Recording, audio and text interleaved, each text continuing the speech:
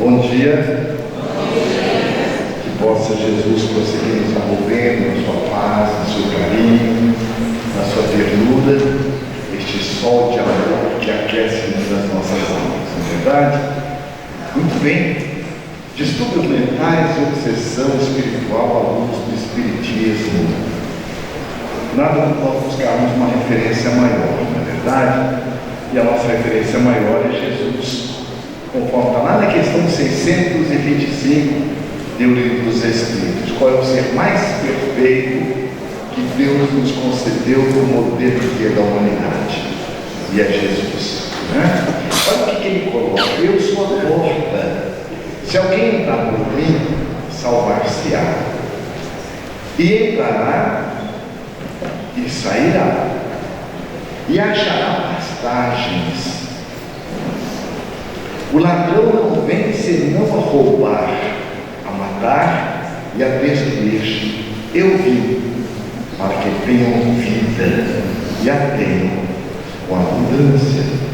Eu sou o bom pastor. O bom pastor dá a sua vida pelas ovelhas. É o registro de João, capítulo 10, versículos 9 a 11. Carl Gustav Jung, que estudou os símbolos, é um dos maiores estudiosos na área da psicologia, os símbolos, ele afirma que ninguém conseguiu utilizar com tamanha profundidade e maestria os símbolos como Jesus. E aí nós sabemos por quê, né? É o mestre, o nosso terapeuta do amor. Ó, eu sou a porta. O que é a porta? Né? Então, quando Jesus coloca eu sou a porta, ele está dizendo aqui, não ele é a pessoa, mas ele como sendo a referência. É a porta, é você adentrar as leis divinas. A doutrina espírita tem como proposta reviver o Evangelho de Jesus em espírito e verdade. E Jesus, quando promete o Consolador, ele diz que esse Consolador viria para ficar eternamente conosco. Nenhum Consolador, ou seja, nenhum de nós estaremos eternamente quanto persona. Na Corver só serve para essa encarnação. O Ápice só serve para essa encarnação. Então esse Consolador, para ficar eternamente conosco, ele viria centrado no quê? O que é eterno? O que é permanente? As leis e as virtudes. Pegando uma simbologia, na rosa, as pétalas é o perfume. As pétalas, aliás, melhor dizendo, o perfume são as leis. Alguém toca nas leis? Nós sabemos que ela existe. Ninguém toca na lei da gravidade, ela existe. Ninguém toca no perfume da flor, mas você sente o perfume da flor. Mas quem que esparge o perfume da flor? As pétalas. Então o perfume são as leis e as pétalas, as virtudes. É através das virtudes que nós vamos expressar a lei divina, através da nossa conduta que nós vamos viver realmente o amor, a ternura, a bondade, todas as virtudes que nós já as trazemos dentro de nós em estado de latência. Mas quando Jesus coloca que ele é a porta, não é uma porta qualquer, é uma porta que se alguém entrar por ela, ele vai encontrar o quê? Salvar-se-á. Mas não basta só entrar.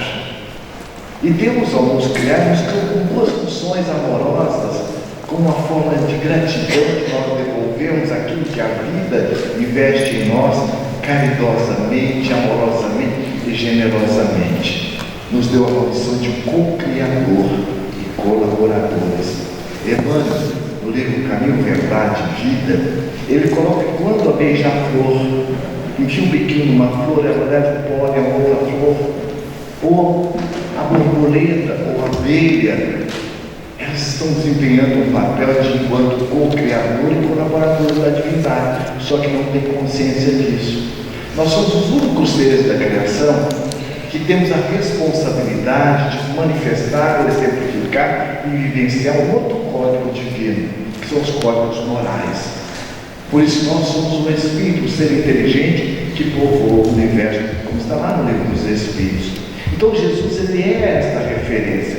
Então quando nós adentramos ao exemplo do Cristo, nós vamos salvar o quê? Nós vamos compreender, superando as nossas próprias limitações. Nós vamos compreendendo cada vez mais a nossa função, desfrutando mais de quem nós somos e ao mesmo tempo auxiliando aqueles que gravitam em torno das nossas vidas, porque nós estamos inseridos dentro da lei de sociedade, a lei de fraternidade. Nenhum de nós sabemos quem foi que plantou o algodão da roupa que nós estamos usando. Por que falei no nosso dia, se não tivesse essa cultura à mão? Lei de sociedade, lei de colaboração, lei de fraternidade, nós estamos inseridos nas leis. E quando nós entramos nessa porta, encontramos essa salvação, olha o que acontece, e sairá e achará pastagens. Então não somente nós a adentramos, como nós também saímos como a semelhança do semeador que saiu a semear. E quanto mais nós damos, mais nós teremos. Como disse Jesus, aquele que tem, mais ainda lhe será dado. E aquele que não tem, fruto do orgulho, da presunção, da vaidade, ele vai cair na real, até o que ele pensa que tem lhe será tirado. E aí ele diz mais, olha, o ladrão vence não a roubar, a matar e a destruir. Eu vim para que tenham vida, mas não uma vida qualquer, porque vida todos nós somos. Mas que vida é essa que Jesus veio nos dar? Veio nos dar um sentido existencial. Porque viver por viver todos nós vivemos, mas muitas vezes vivemos cheio de coisas, pessoas e situações, mas num vazio existencial. Num nível mais profundo é o suicídio e a depressão. Então Jesus veio nos dar esse sentido maior, que é justamente de viver a vida com abundância. E ainda diz mais, olha, o ladrão não vem se não roubar e matar. Que ladrão que é esse? Um ladrão que está fora? Não, o ladrão que está dentro da gente. Ladrão do egoísmo, da vaidade, da presunção, ladrão do vitimismo, ladrão de nós não nos reconhecermos quem realmente nós somos. E por não nos reconhecermos, nós vamos para a superficialidade. E a psicologia coloca muita propriedade. A gula, o sexo desvairado, a compra compulsiva, a droga, o cigarro, as redes sociais estão ocupando o lugar de alguma coisa que eu não estou me dando amorosamente. E eu entro nesse vazio. E ele ainda diz mais, olha, eu sou o bom pastor. E o bom pastor dá a sua vida pelas ovelhas. Quem são as ovelhas? As nossas virtudes. Então eu dou a vida do egoísmo para a solidariedade. Eu dou a vida da vaidade para a humildade. Então o bom pastor é aquela pessoa que está num nível de autoconsciência. A pessoa que sabe quem ela é, primeiro para si mesmo, e quem nós somos nos nossos diversos papéis. Isso é fundamental. Diante das leis, não tem como nós contrariá-las. Ou nós nos aproximamos, ou nós nos afastamos. E quando nós nos afastamos, nós entramos num processo mais tormentoso. E Jesus coloca, olha, Jesus afirmou: quem beber desta água terá sede outra vez. Aquele, porém, que beber da água que eu lhe der, nunca mais terá sede. Ou seja, que água que é esta? A água que ele disse a samaritana no poço de Jacó. A água das virtudes. Quando eu passo a me trabalhar no meu propósito existencial, da humildade, da renúncia, da resiliência, quanto mais eu me trabalho, mais eu desfruto de quem eu sou e mais também eu desfruto do que a vida e o universo nos oferta incessantemente. Então é o que Jesus veio nos exemplificar. Então quando nós passamos a beber da água das virtudes, a cada momento, a cada capítulo, naquele capítulo já não tem mais sede, mas ela volta, porque a evolução, ela não é algo que estanque. Quando é que nós deixamos de evoluir? Nunca. Então a evolução é um processo que não é opcional. Eu não quero mais evoluir. Não, ela é uma determinação divina. É por essa razão que o Espírito Joana de Deus coloca: sabe quem que é o pecador, o anjo de hoje? É o pecador arrependido de ontem. Mas Jesus coloca: é das ovelhas que o Pai me confiou, nenhuma se perderá. Mostrando, portanto, que todos nós estamos marchando no nosso alto encontro amoroso com Jesus. Ele é o mestre. E diz mais, olha lá, quando ele diz assim, olha, ao contrário, a água que eu liber tornar-se-á nele uma fonte de água jorrando para a vida eterna.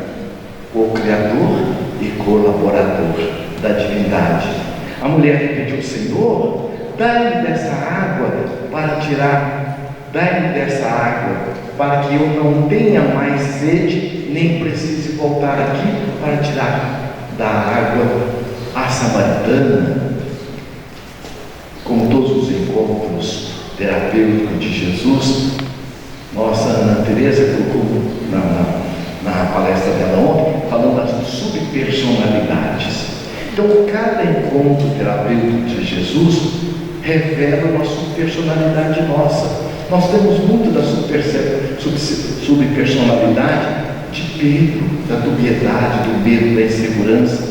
Nós temos também da subpersonalidade da samaritana, que é um símbolo da superficialidade. Ela estava já no 6º marido, era uma pessoa bem intencionada, mas mal direcionada, porque ela estava buscando fora aquilo que ela não estava se dando. E é o que Jesus vem nos falar daquilo que é o essencial, daquilo que é o superficial. Não encontrei esse tesouro, onde a ferrugem consome, lá não vou. Questões superficiais. Então, quando ela pede, Senhor, dá-me desta água, porque todos nós temos a sede da água do Espírito, da água das virtudes. E bondosamente, generosamente, amorosamente, a divindade pôs a fonte aonde? Dentro de nós. A samaritana já estava no 6º marido, e até o 6º marido também não era dela. Então era uma pessoa que estava em busca, bem intencionada, mas mal direcionada. Jesus é a direção. Jesus é realmente o caminho da verdade, da vida. E ele diz, ninguém vai ao Pai, ninguém vai ser feliz mentindo, fazendo falcatruas, enganando. Só tem um caminho. Eu buscar realmente ver quem eu sou, meus valores espirituais. E quando nós vamos encontrar em Allan Kardec, no Livro dos Espíritos, na questão 115, dos benfeitores, então, Kardec pergunta aos bons espíritos: dos espíritos, uns terão sido criados bons e outros maus? Allan Kardec, o pedagogo por excelência, atrás das perguntas, ou seja, na psicologia diz assim: há ditos e não ditos, que são ditos. Ó, a coisa que a gente fala, mas por trás do que nós falamos tem algo mais profundo para nós percebermos. E as perguntas do Livro dos Espíritos são tão profundas que elas nos levam a uma reflexão, uma elasticidade, uma amplitude de compreensão que, à medida que nós vamos crescendo psicologicamente, emocionalmente, espiritualmente, nós vamos entendendo para colocar em prática na nossa vivência. Quando Kardec pergunta isso, os espíritos terão sido criados bons e outros maus, quer dizer, tem privilégio diante de Deus? Tem prestígio diante de Deus? Não. Então é uma pergunta que mostra a equanimidade do amor de Deus. E olha a profundidade das perguntas. Então a gente não sabe o que é mais profundo, são as perguntas ou são as respostas. E qual a diferença? Kardec é também um desses tutelares, daqueles que todos que responderam, com uma diferença, ele estava encarnado, mas é um espírito de alta envergadura, tanto quanto aqueles que vieram responder as perguntas que ele fazia. Olha a resposta: Deus criou todos os espíritos simples e ignorantes, isto é, sem saber. A cada um deu determinada missão. Com que finalidade? De esclarecê-los e os fazer chegar progressivamente à perfeição, pelo conhecimento da verdade, para aproximá-los de si. Nessa perfeição é que eles encontram a pura e eterna felicidade. O Espírito Emmanuel diz que nenhum aperto de mão é por acaso. Então nós vamos ver, olha a finalidade: vamos criar um simples ignorância, simplicidade desprovido dessa complexidade que nós hoje, enquanto homens e mulheres, temos essa mentalidade tecnológica. Ignorantes do quê? Da verdade. E nós temos 3 níveis de ignorância: a ignorância do não saber, a ignorância do não sentir e a ignorância do não vivenciar. Muitas vezes nós temos um bom conhecimento doutrinário, mas eu tenho dificuldade de me perceber dentro do conhecimento e poder aplicar no meu dia a dia. Às vezes eu fico eu mesmo me autocriticando, me autocensurando. Por isso que o mais importante não é o quanto eu conheço, é o quanto eu me sinto, o quanto eu me acolho, o quanto eu me envolvo amorosamente naquilo que eu conheço. Então os Espíritos colocam que nós fomos criados sim, simplicidade, descobrindo dessa complexidade, ignorantes da verdade. Qual é a verdade? A verdade é que nós somos filhos do Pai, de amor, de ternura, de bondade. Como está lá na Gênese bíblica, fomos criados à imagem e semelhança do Criador. O que significa? Significa que nós trazemos conosco todos os atributos da divindade, mas sabiamente, como Ele criou a lei do trabalho, para nos levar ao progresso, Ele colocou tudo em semente, um estado de latência, com essa responsabilidade de nós desenvolvermos. E quanto mais nós desenvolvemos os nossos valores, mais nos aproximamos do Criador. E Ele ainda diz mais, olha aqui, quando Ele diz assim, olha, como que eu vou fazer isso? De que forma que nós vamos então alcançar esse processo da nossa elevação espiritual, para que eu possa estar trabalhando meus distúrbios mentais e conquistando justamente o meu equilíbrio? Ele diz, passando pelas provas que Deus me impõe, é que os Espíritos adquirem aquele conhecimento. Aqui Deus é sinônimo das leis. Então vamos ver assim, passando pelas provas que as leis divinas nos convida, nos impõe. O impor aqui, vocês me deram um aparelho de 110 volts, a voltagem aqui é 220.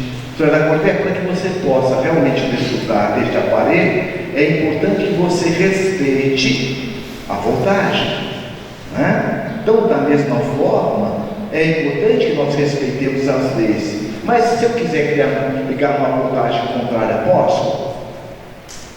Mas isso aqui é assim, isso aqui é não. Posso ou não posso? Posso. O aparelho é meu, vocês me deram, mas tem consequência. É por isso que o apóstolo Paulo diz assim, tudo posso, mas nem tudo me convém. É a educação dentro da lei de liberdade. Conforme as minhas atitudes dentro da lei de liberdade, eu construo a minha libertação. Conforme as minhas atitudes dentro da lei de liberdade, eu construo a minha escravização. Então aqui, é o convite a obedecer às leis, E se eu desrespeitar? Então ele diz assim, uns aceitam submisso a essas provas e chegam mais depressa à meta que lhe foi assinalada. A submissão que é o respeito à voltagem do aparelho que vocês me deram. Aqui é o respeito às leis. Eu posso fazer o que eu quiser com a minha esposa? Posso ou não? Não posso? Ela é minha. Posso ou não posso? Mas aí vocês vão dizer mais de branca de banhos que ninguém é de ninguém. Poder pode, mas tem consequência, não é verdade? Então nós vamos perceber que dentro do esclarecimento que a lei divina nos coloca, que a doutrina nos esclarece, a questão não é o certo e errado. O que é certo e errado é territorial, é sociocultural. A questão é amoroso? É justo? É caridoso o que eu quero fazer? Não. Então deixa eu pensar numa outra alternativa. Então as leis, inevitavelmente nós estamos mergulhados nelas. Ele ainda diz, outros só suportam murmurando pela falta que desse modo incorrem, permanece afastado da perfeição da prometida felicidade. Então quando nós nos afastamos da lei divina, vêm os distúrbios mentais, vêm os processos obsessivos. Por isso que Joana de Ângeles, essa benfeitora da humanidade, no livro Plenitude, ela diz, a dor e o sofrimento só se faz presente onde o amor se faz ausente. Às vezes a gente ouve muito no movimento espírita, não é? Quem não muda por amor, muda pela dor. É ou não é? Muda. Olha isso aqui assim, isso aqui não muda ou não muda? Não muda, gente. Se Deus é amor, qual que é a sua pedagogia? Qual que é a sua andragogia? O amor. É por isso que o Espírito Amigo coloca lá no Evangelho dizendo o seguinte: a dor é bênção que Deus envia aos seus eleitos. A dor é o carteiro, porque eu posso estar sofrendo, mas eu estou reclamando do meu pai, da minha mãe, estou culpabilizando o governo. Então a dor ela só é um carteiro, nos convidando a refletir e fazer a mudança amorosamente. A nossa mudança é por amor. Daí vamos perceber, Joana, diante também dessa benfeitora da humanidade, lá numa mensagem, Doenças Mentais e Obsessões, ela coloca a psicografia do nosso querido Divaldo Pereira Franco, numa sessão mediúnica da noite de 25 de fevereiro de 1974, no Centro Espírita Caminho da Redenção, em Salvador, Bahia. Ela nos coloca a respeito de doenças mentais e obsessões. Em cada processo de alienação mental, há uma causa preponderante com complexidade que escapa ao observador menos vigilante e pouco adestrado em relação às questões do espírito. Então veja a importância de nós nos autoconhecermos. Na questão 132 do Livro dos Espíritos, Allan Kardec pergunta aos bons espíritos: qual é o sentido da reencarnação? E os benfeitores respondem: expiação e provas. Expiação, a própria palavra, a sua etimologia ex, significa extrair pia, pureza das ações. Como nós vimos, Deus é amor. Então a expiação não é uma punição, é um processo de educação. Expiar é reeducar. As provas, nós estamos para sedimentar valores ou adquirir novos hábitos. Eu posso, por exemplo, o aluno na faculdade, entre tantas as matérias que ele estava ali para desenvolver, ele não se adaptou muito bem com uma das matérias e a deixou para trás. É compreensível que o coordenador do curso, mas olha, você pode prosseguir nos próximos semestres, mas vai chegar um momento em que o coordenador o chamará e dizer: olha, na coordenação é fundamental que você expie aquela matéria que você deixou para trás, a resgate, para que você possa prosseguir numa mudança de nível com você.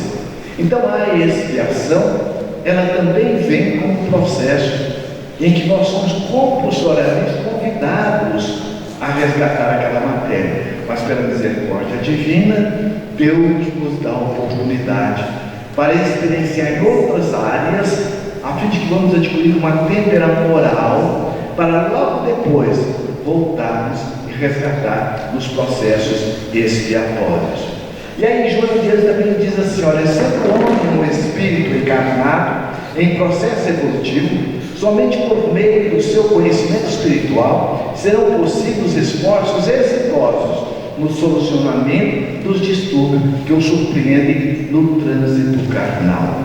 Eu me recordo, tinha por volta de 17 anos, naquela época tinha um dirigente da mocidade e participávamos juntos com toda a equipe, e o dirigente da Casa Espírita, que era na verdade um verdadeiro colaborador, um espírita na própria acepção da palavra, dando oportunidade aos jovens e sendo um orientador. E ele fez com que os jovens também participassem nas reuniões públicas e também participassem da aplicação de paz. E dentre eles estávamos nós lá. E num dado momento eu cheguei para o dirigente e disse: olha, eu não tenho mais condições de dar passe não. Mas por que, Lacorda? É porque é o seguinte, sabe, quer dizer, aquela dificuldade de expressar, quando eu vou dar passe, vem aquelas coisas na minha cabeça, aqueles pensamentos, umas coisas que eu quero esconder até do meu anjo guarda, mas não tem jeito. É só quando eu vou dar passe, vem com muito mais volume, vem com muito mais nitidez, e aquilo está me perturbando, e eu não posso dar passe. Ele foi diz muito bem da coisa. Que tipo de perturbação? As mais diversas, mas principalmente na área da sexualidade. Ah, então você quer parar de dar paz? Eu quero, porque eu não tenho condições. Ele foi e perguntou na conversa: o trabalho do passe, da aplicação do passe, é o trabalho do bem? Eu disse: é. E o trabalho do bem é um trabalho de luz? É. E qual que é a função da luz? É iluminar. Então, quando você vai dar passe, você não está naquele momento mergulhado numa luz maior? E qual que é a função da luz? É criar sujeira ou não tem sujeira? Vocês estavam lá também? Eu falei isso mesmo. Não tem sujeira. Para quê? Para o dono da sujeira cuidar dela. Aí eu disse, mas vem muita. Eu falei, então vem muita mesmo. Porque você vem conduzindo a sua vida numa lamparina. Mas quando você entra no trabalho do passe, é um holofote. Então você quer parar de dar passe, de aplicar o passe, ou você quer fugir da responsabilidade de cuidar de você? Sendo assim, eu vou continuar aplicando passe. E aí nós vamos entender quando Allan Kardec pergunta qual o sentido da reencarnação? Expiação e provas. Então o que Joana está dizendo, sendo o homem, o espírito encarnado em processo evolutivo, somente por meio do seu conhecimento espiritual, é compreensível que nós, ao reencarnarmos, trazemos conosco muitos capítulos bem resolvidos. Esse nós vamos ampliar. Mas também trazemos conosco vários capítulos em que nós deixamos a desejar. Que nós derrapamos na área da sexualidade, nas áreas mais diversas. Então a doutrina espírita, ela vem recordar de todos nós o que disse Jesus: não vim para os sãos, e não são os sãos que precisam de médicos. Então todos nós precisamos do esclarecimento da doutrina espírita para colocar luzes na nossa sombra, para evitar os distúrbios mentais e também os processos auto-obsessivos, porque muitas vezes eu fico me auto-obsediando quando eu não me acolho, quando eu não me aceito nas minhas fragilidades, nos meus conflitos. Quando eu fico me censurando, me criticando, eu estou na verdade abrindo as portas para os meus sócios de perturbações e de fragilidades alcançarem ainda muito mais, implementando as minhas matrizes da culpa, que na maioria de nós, todos nós, as trazemos conosco. Lá no livro dos médiuns, Allan Kardec, lá na questão 237, nos domínios, ele diz assim: domínios que alguns espíritos exercem sobre certas pessoas. Ele diz: a palavra obsessão é, de certo modo, um termo genérico pelo qual se designa esta espécie de fenômeno cujas principais variedades são a obsessão simples, a fascinação e a subjugação.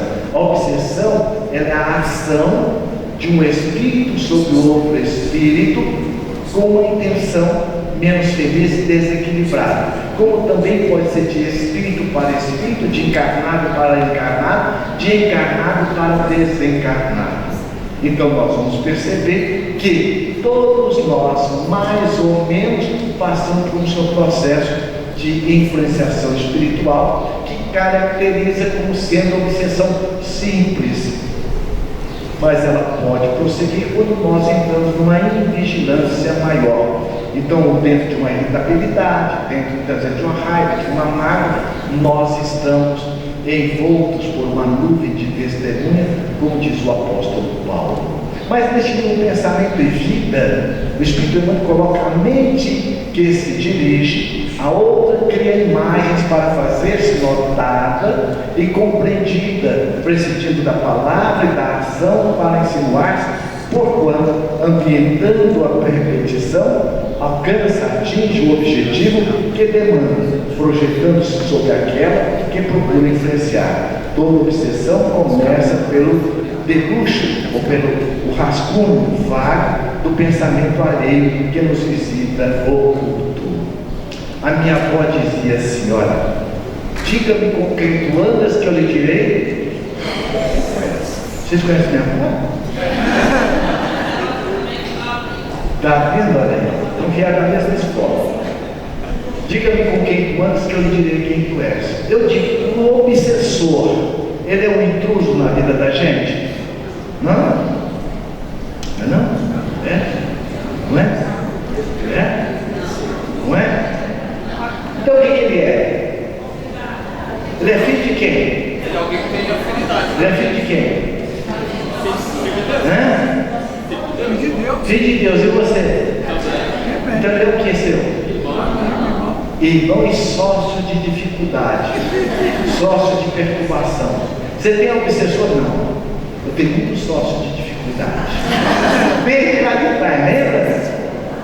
Então veja, o que Emmanuel está dizendo aqui. Os Espíritos não criam nada em nós, aproveita as nossas matrizes. Eu tenho coloquei para vocês, na época que eu assumi a mocidade, um amigo também assumiu a mocidade junto, assumiu a responsabilidade de incentivar o estudo da mocidade, coordenar a área do estudo. E nós participamos de uma reunião mediúnica. Numa dessas, um espírito foi e pediu ao dirigente: eu gostaria de dirigir, com a sua permissão, algumas palavras ao Armando. Armando era meu amigo que assumiu a área do estudo. Ele foi dizer: Armando, eu estou aqui para fazer um depoimento, dizer a você, com muito carinho, que você não está sozinho.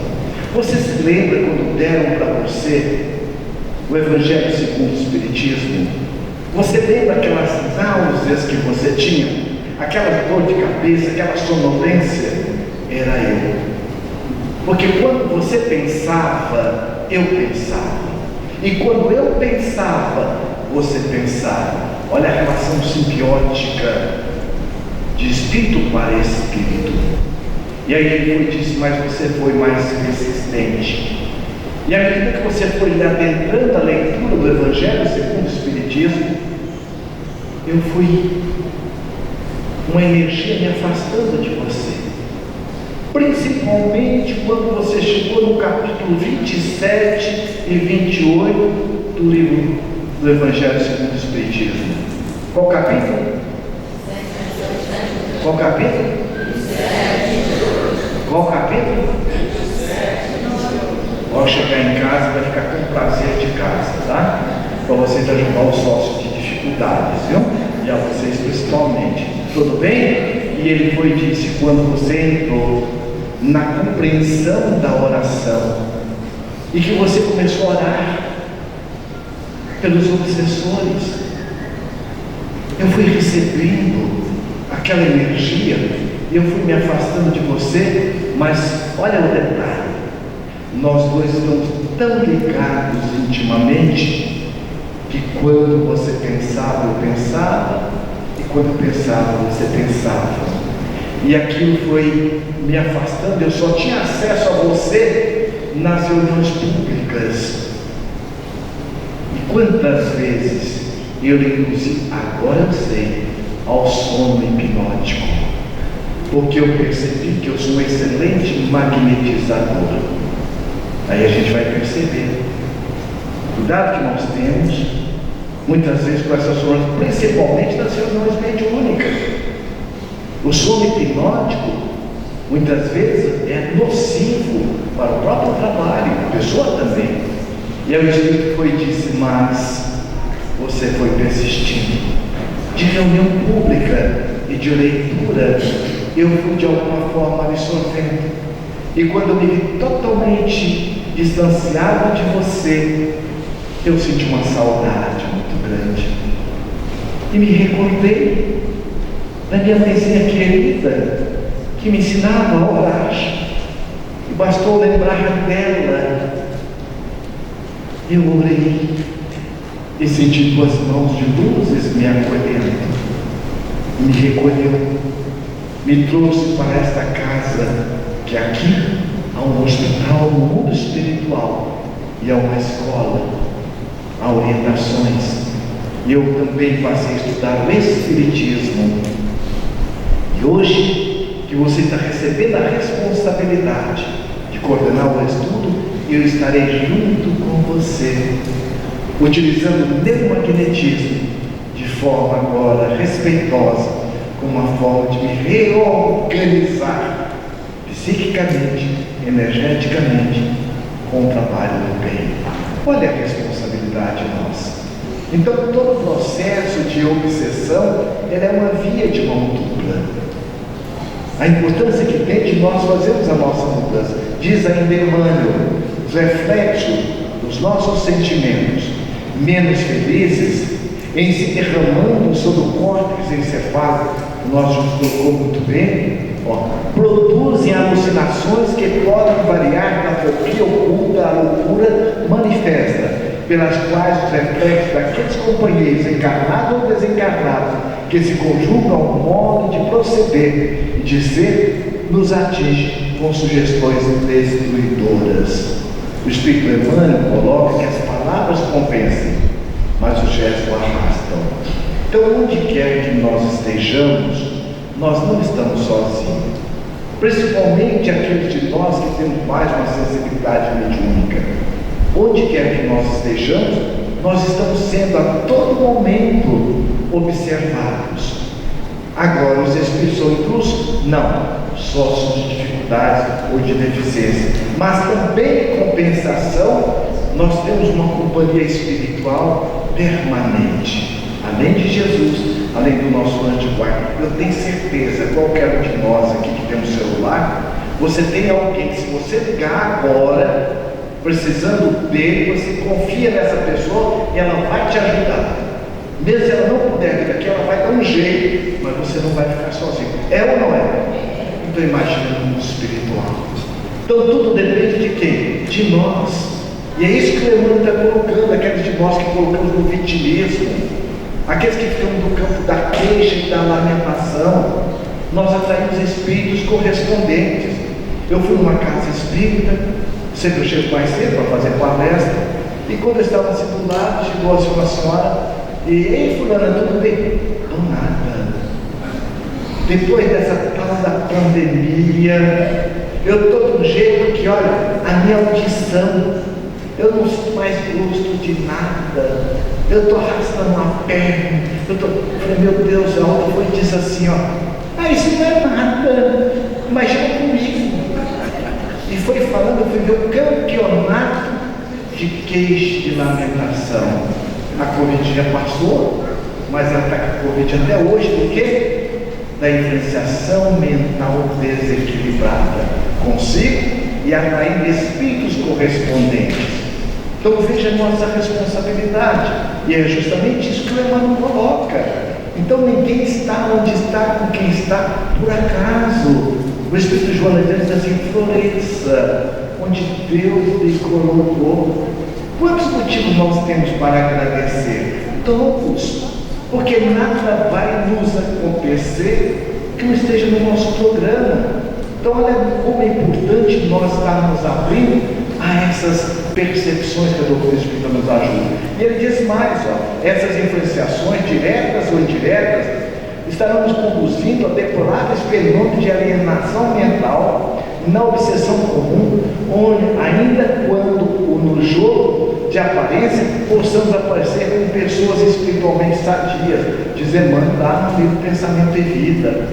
Minha filha, por volta de uns 7 anos, ela chegou. Eu cheguei na casa espírita, ela foi dizer, pai, por que o senhor aqui na casa espírita? O senhor chega sorrindo para todo mundo, abraçando todo mundo, beijando todo mundo, em casa só aquela brutalidade. Eu falei,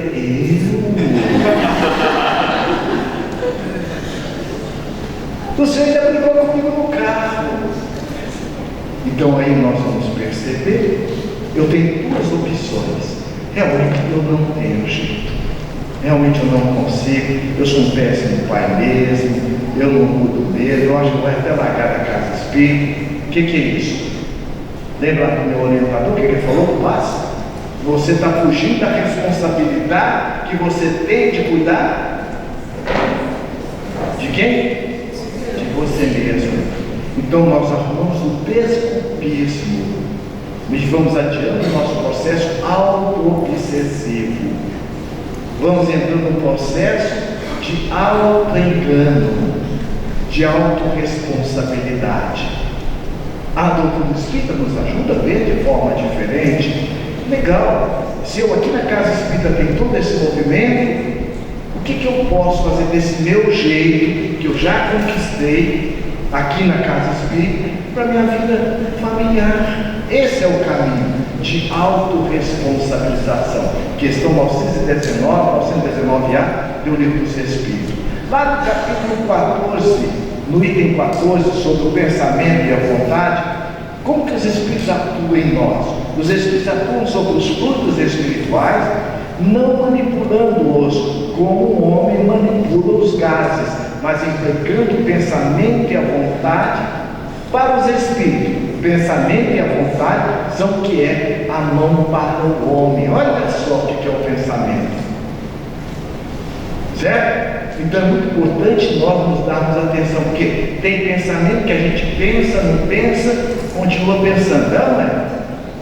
Por quê? Estão no piloto automático, pensamento que a gente pensa, não pensa, que pensa e continua pensando, não é verdade? Então é muito importante nós estarmos nos dando atenção, porque a nossa mente é igual ao estômago. O estômago precisa de alimento sólido e líquido, e a nossa mente de pensamentos. Eu fui visitar uma amiga, mais ou menos por 70 anos, e quando ela morava num condomínio, parecia entrar na Polícia Federal, tinha que ficar digital, tinha que tirar foto e tudo. E quando eu cheguei lá, ela estava com a porta fechada, dentro do condomínio, que eu bati na porta, ela falou, entra. Eu falei, mas o que foi? Entra logo. Eu entrei. Eu falei, mas o que aconteceu? Você não está vendo? Eu falei, não. O que está acontecendo com os idosos? Eu disse, não, o que é? Eu disse uma coisa, tanto horrores, eu fiquei até com medo de voltar para casa. Aí, ela falando o que tinha acontecido e tal, eu falei, mas fulana, você é uma pessoa, olha, aqui é um condomínio, você está tão bem resguardado, as suas filhas que cuidam de você, você não sai sozinha, mas nada disso está adiantando. Porque a mente da gente trabalha por associação, por comparação, generalização e eliminação. Aquilo que eu acredito, criança dá trabalho, toda criança que entra aqui, eu vou falar para vocês que ela dá trabalho. Se eu tenho uma crença que eu sou uma pessoa desprezada, que ninguém me dá atenção, minha esposa não gosta de mim, meu marido não gosta de mim, meu filho não...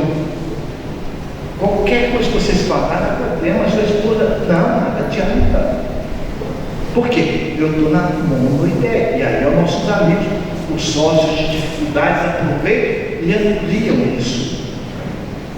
E eu fui falando para ela assim, mas fulana, você está aqui, não, mas não adianta nada disso. E aí ela se acalmou e tal, vamos ali tomar um café, vamos. Quando eu passei na sala de televisão, o que ela estava assistindo? Cidade Alerta. Você estava lá? Cidade Alerta, é isso aí. Eu não vi você lá não, mas você estava lá também. Então veja, a mente da gente não distingue o que a gente está pensando, o que a gente está realmente acontecendo. Por isso que os Espíritos aproveitam o nosso fluido mental. Olha a responsabilidade. Assim como você vai ao supermercado, é fundamental que você cuide do melhor alimento, não é verdade? A mesma forma, o mercado para o nosso dia a dia, o WhatsApp, a televisão, o que você está dando para a sua mente? Isso é fundamental. Portanto, com isso, nós vamos perceber, quando aqui na Gênesis Kardec coloca, sendo os fluidos o veículo do pensamento, este atua sobre os fluidos, como o som sobre o ar. Eles nos trazem o pensamento, como o ar nos traz o som. Veja, pode-se dizer sem receio de errar, que há nesses fluidos ondas e raios de pensamentos que se cruzam sem se confundir, como há no ar, ondas e raios sonoros. Ninguém está vendo aqui as ondas hertzianas, a onda de rádio, de televisão que está passando aqui. Se eu der uma televisão celular para cada um, você vai ligar em cada canal que você quer. Da mesma forma, a nossa preferência é mental. Então, muitas vezes, espíritos que nos vigiam por inveja, nos acompanham, eles ficam muitas vezes dentro da nossa casa, muitas vezes no nosso trabalho, criando, na verdade, não é criando, é aguçando em nós as nossas intrigas, aguçando em nós os nossos padrões mentais da queixa e da lamentação. E aí o que acontece é o que Kardec está colocando. Nós entramos em ondas mentais tão perturbadoras que Calvin Van Dyne, no livro Técnicas de Viver, ele tem uma mensagem chamada Arrastão Mental. Olha o que ele diz: quando você está assistindo um filme, todas as pessoas que estão assistindo aquele filme naquele momento estão emanando ondas mentais, e a sua onda mental se junta a elas. Então, se você está assistindo um filme deprimente, naquele momento você entra no processo depressivo e não se dá conta. Então, olha a importância da nossa seletividade, o que nós estamos nos alimentando. Só para adiantar um pouco mais, tá? Então, veja aqui. Aqui, ó. O que acontece conosco? Quando nós vibramos o amor, o cérebro vibra de forma automática. Por quê? Nós somos amor. Nós somos criados à imagem e semelhança do Criador. Mas, quando o pensamento está mal direcionado, produz viciações mentais que perturbam o ser e levam a pessoa a conflitos e dificuldades emocionais graves, no plano da alegria de viver, gerando distúrbios mentais e obsessivos. Então veja a nossa responsabilidade. Como que isso se dá? Então nós temos aqui, ó, fatores psicológicos, fatores cognitivos, comportamentais, sociais, físicos, que interferem nos nossos padrões mentais. Nós vamos ter a nossa Ana Teresa falando da nossa criança interna ferida. Muitos de nós temos muita dificuldade, muitas vezes, nas nossas cognições e não nos damos conta por que nós temos essa dificuldade. Tem muita coisa lá na nossa infância, a gente não se dá conta, porque a infância ela é a base, é o alicerce da nossa primeira infância. A primeira infância vai até os 5 anos, a segunda infância quando a gente entra na escola. Então muito do que reflexo nós temos hoje vem desses fatores aí, ó. A energia mental torna-se desequilibrada quando implementamos uma direção inadequada, ou quando nós nos acomodamos diante desses padrões, porque nada vai nos acontecer que não seja para o nosso aprimoramento. Então, como que isso dá? A primeira coisa vem ao pensamento. Todo pensamento ele vai estimular os nossos sentimentos e vai estimular também neuroquimicamente o nosso cérebro, produzindo as enzimas correspondentes aos nossos padrões mentais. O pensamento mais o sentimento, ele vai gerar também com a força da vontade, e onde a vontade se faz ausente, tem o desejo. Então nós vamos criar uma chamada energia mental. A energia mental é esse campo mental na somatória desses processos do pensamento, do sentimento e mais também as nossas sensações. Por exemplo, quando você deixa um açucareiro aberto, o que acontece? Ele criou uma formiga? Não, porque a formiga capta o cheiro do açúcar e vai até lá. E os espíritos captam a nossa energia mental.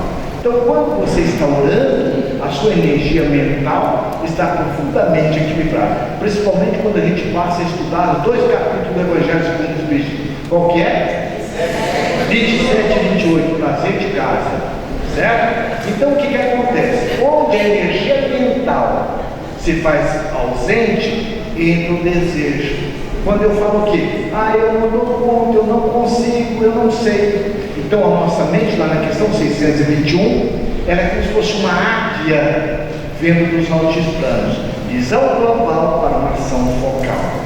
Onde se encontra escrita a lei de Deus? Na consciência. Portanto, a mente viciada nossa, ela parece o hamster dentro da gaiola. E cada um de nós criamos a nossa gaiola. Ficamos ali, eu não dou conta, eu não sou capaz, eu não consigo, eu não sei, eu não dou conta. O que acontece? Sentimento e emoção, como que fica? Olha agora, com toda a influência, baixa autoestima, inferioridade, ansiedade, insegurança, medo, angústia. O que vai trazer? Depressão. E aí o que acontece? Qual que é o meu comportamento? Desistência, choro, timidez, autocrítica, censura e assim por diante. Veja a nossa responsabilidade. Então, com isso, é fundamental que nós busquemos fazer o que esse garoto fez. Esse garoto chegou da escola, jogou a lancheira lá no canto, Rex, vem comigo. Eu tenho uma parada federal para a gente resolver junto. E a mãe dele foi, viu aquilo, depois de umas 4 horas, chegou, Juninho, o que está acontecendo? Você pegou o Rex, você está aí no quarto com ele, estou vendo essa posição. O que você está fazendo? Mãe, eu estou rezando para Deus fazer que Goiânia seja capital de Minas Gerais. Capital de Minas Gerais é? Faltou essa assessoria para ele. Mas meu filho, onde é que você viu isso? Capital de Goiânia, de Goiás é Goiânia, de Minas Gerais é BH, Belo Horizonte. Pois é, mamãe, foi assim que eu coloquei na prova. Então, nós pedimos o quê? Deus resolveu o problema do meu marido. E quem escolheu o marido? Não,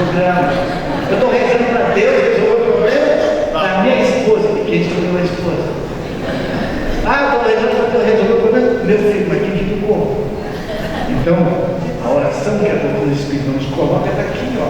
Quando Jonas diz assim, o tipo da prece, a conversação edificante, o exercício da meditação e da reflexão, as ações nobilitantes, o labor pelo próximo, conseguem fortalecer o homem com energias específicas, forrando das agressões físicas com espirituais propiciatórias das distonias múltiplas, promotoras das doenças mentais obsessivas que tanto infelicitam. Certo, gente? O trabalho do bem é o maior antídoto para o nosso processo obsessivo. O trabalho do bem tira nossas preocupações? Eu era capaz de tirar as minhas preocupações? Não, aflorou mais ainda. Por quê? O trabalho do bem é luz, nos mostrando onde está a nossa sombra. Não é o trabalho que vai nos mudar. O trabalho do bem nos dá a possibilidade de unirmos forças para nos administrarmos amorosamente. O que quer dizer isso? Age o verbo, jamais abandone, jamais afaste do trabalho. Porque se trabalhando eu estou com dificuldade, imagina abandonando, porque o trabalho cria uma aura protetora sobre todos nós. E além de nos ajudar pessoalmente, ajuda toda a nossa família. Jonas Dias coloca, no sentido oposto, a ociosidade física e mental, o pessimismo, a irritabilidade, o desânimo, a malícia, a ira e o ódio, o ciúme e os vícios facultam não apenas a proliferação dos fatores que geram loucura, como o surgimento de matrizes para fixações obsessivas de consequências graves. Então o que é? A preferência de quem? Lei de liberdade. O que eu quero? Não é verdade? Portanto, como que eu posso fazer para desenvolver realmente a oração dentro da visão espírita? Olha que Jesus coloca: vigiai e orai para que não entreis em tentação. Ontem nós vimos nosso companheiro, esqueci o nome, o Gilson, que perguntou se a gente mente. Emerson, não é? E vocês passam por tentação ou não? Você já tiver processo obsessivo ou não? Sim. Só de falar não já está obsediado.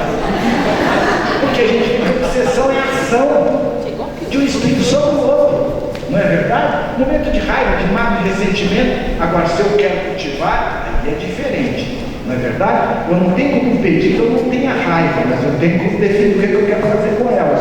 Não é verdade? Então, quando Jesus disse, está compreensível que nós iremos levar em tentação. Então, primeira questão é querer, pode tirar um print aí, querer. E quando eu sei o que eu quero, olha, o como eu dou um jeito. Então, é importante saber o que você quer fazer da sua vida. O que você quer para você? Como é que você quer estar daqui um mês, daqui um ano, daqui 10 anos, daqui 20 anos? Não importa os anos que nós temos pela frente, gente. Importa a qualidade de vida que eu vou implementar nos dias que me restam. E é isso aqui, saber como o que fazer, sem diz que deve realizar, e a efetivação da mudança num processo de vigilância amorosa. Com isso, nós vamos desenvolvendo o quê? Confiança em nós mesmos, confiança na vida, confiança em Deus e a fé convicta. E aí nós temos ele como pastor. Eu venho para que tenhais vida, e vida e abundância. Salve, salve, por que me persegues? Naquele momento, Saulo caiu na real que Jesus não é uma história, Jesus não é um mito, Jesus é uma realidade de amor, de ternura para todas as nossas vidas. Jesus, Ele é a luz que sempre iluminará os nossos caminhos, e somos nós que permitimos ou não estar com Ele, e Ele sempre estará conosco. Como disse Jesus à samaritana: Eu tenho a água da vida. Quem desta água beber, jamais sentirá sede. E Allan Kardec nos trouxe Jesus de volta. Que busquemos acolher com carinho e, recordando nosso pobrezinho de Assis, tenhamos condições de poder dizer: Senhor, onde eu estiver, como eu estiver, fazei-me instrumento da sua paz.